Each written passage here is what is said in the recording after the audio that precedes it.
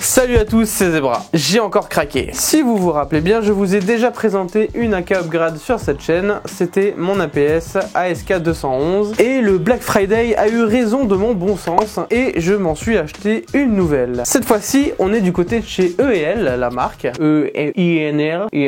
C'est une marque que je connaissais de nom, mais j'avais pas encore de réplique de ce fabricant. Et je me suis laissé tenter par une AK-74 de chez eux, qui était en promo lors du Black Friday. Il s'agit d'une version un peu plus custom d'une AKS 74U. Elle aussi, elle a un nom à rallonge, Z-Spec Mode 1. Mais avant d'en parler, on va passer à son unboxing.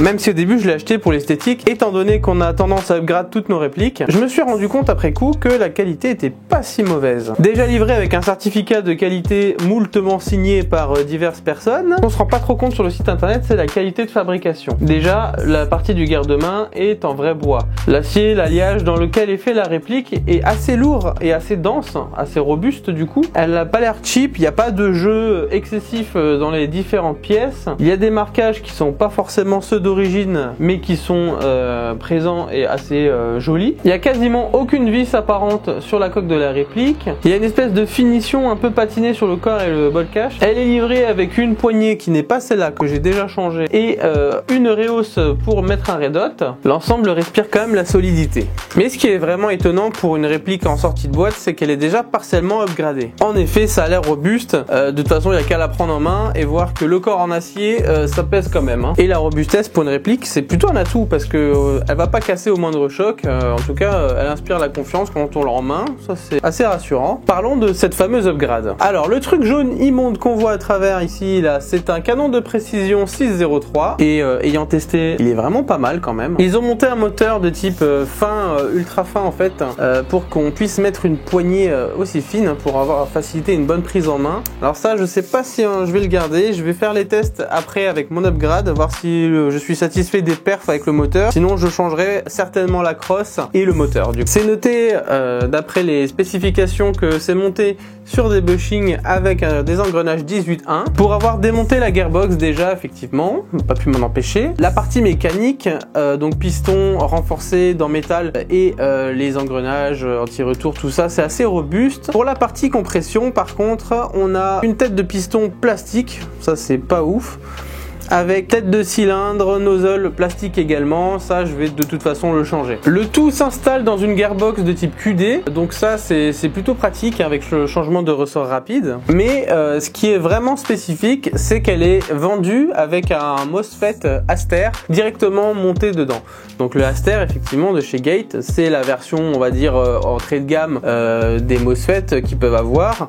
Mais il a le mérite d'être là et d'être programmable et plutôt bien fonctionnel d'ailleurs. En le branchant sur votre ordinateur, votre application ou que sais-je encore, vous aurez de toute façon la possibilité de modifier certains paramètres comme la sensibilité de la détente, le sélecteur de mode de tir. Avec les différents modes de tir, vous pouvez avoir du semi-auto, semi-burst, semi-semi, binary, etc. Comme vous connaissez. Vous pouvez aussi mettre à jour votre MOSFET Aster pour partir sur la version experte qui vous offrira du coup encore un peu plus de souplesse, mais en l'état c'est déjà pas mal. Comme dit, je vais voir après avec mon upgrade ce que ça donne et puis j'aviserai en fonction. Mais pour un débutant qui achèterait cette réplique de base, elle est déjà parfaitement jouable. Les sites aiment bien donner la valeur en joules, elle est indiquée à 1 joule 14, donc parfaitement jouable en CQB. Et vu le format, c'est plutôt effectivement le type de terrain qui correspond. Pour ce qui est de l'accessoirisation, je pense que ça va rester dans cette config là. Je vais changer les chargeurs, je vais vais faire différents tests pour voir lequel me correspond le mieux. J'ai déjà monté une lampe dessus, donc effectivement il n'y a pas de rail Picatinny dessus. J'ai dû faire un petit bricolage en fait pour visser un rail à travers le garde-main existant, parce que c'est un garde-main un peu spécifique en fait. Attendez, je vais vous enlever la lampe, on verra mieux. Tac, c'est un garde-main un peu spécifique.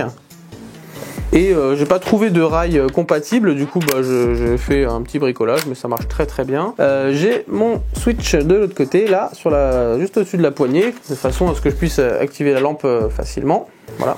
J'ai mis un red hot de type T1 parce que c'est ce que je préfère le plus. J'en ai 3 de ce type là, donc voilà, ça tourne. Pour ce qui est de la crosse, elle est réglable, et également ici au niveau de la joue et au niveau de la longueur en déverrouillant le petit loquet, et voilà. Petit point négatif, le démontage est assez fastidieux, surtout quand on connaît pas la réplique au début. Après, ceux qui ont l'habitude des AK et encore plus de cette marque, ils n'auront pas le problème, mais moi je trouvais que c'était un petit peu fastidieux, si c'est un des points noirs que je peux lui mettre. Mais tout de suite, on va tester ce fameux MOSFET. Quand on le branche directement à l'ordinateur, il nous propose une mise à jour du micro logiciel. Donc on va vers la nouvelle version.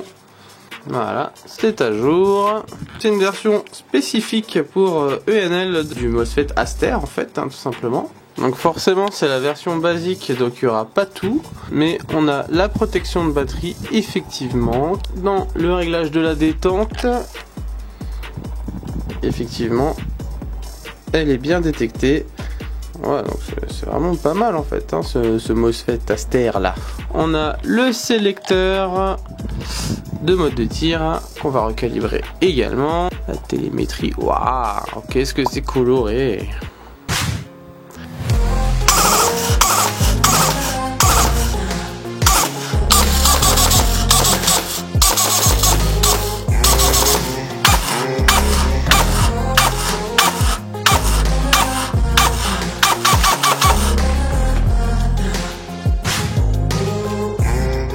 Pour conclure, la note est plutôt positive sur cette réplique. Mon avis sur la marque EL est plutôt très positive. Encore une fois, mon avis se fonde sur cette réplique uniquement. C'est la première et la seule réplique que j'ai de cette marque. L'esthétique est très soignée, les matériaux sont robustes et solides, l'assemblage est irréprochable, le poids est réaliste. Après recherche, c'est effectivement le poids de l'arme originale. Cette réplique est entièrement jouable en sortie de boîte, ce qui est vraiment une qualité pour moi. Je la classerai donc dans les répliques plutôt haut de gamme de la discipline. Vraiment comparable à LCT pour ce qui est de l'externe. J'ai d'ailleurs récemment démonté une AK LCT et effectivement, si l'extérieur était plutôt soigné, l'intérieur était par contre catastrophique, ce qui n'est pas le cas dans ce modèle-ci. Si ma comparaison s'arrête purement à ce modèle, il est largement au-dessus. C'était vraiment un achat coup de cœur, mais je ne le regrette en rien. Le prix de cette réplique reste encore un peu élevé selon moi, mais pour une réplique de cette qualité et en plus upgrade, je trouve que c'est quand même assez raisonnable. En tout cas, si vous aviez repéré ce modèle et que vous hésitiez à vous le prendre, et ben allez-y les yeux fermés. Selon mon point de vue et mes critères, c'est une très bonne réplique. Merci à tous et à toutes d'avoir suivi cette review, j'espère qu'elle vous aura plu. Dans une prochaine vidéo, j'aborderai certainement l'upgrade de cette réplique. N'oubliez pas de vous abonner et le petit like.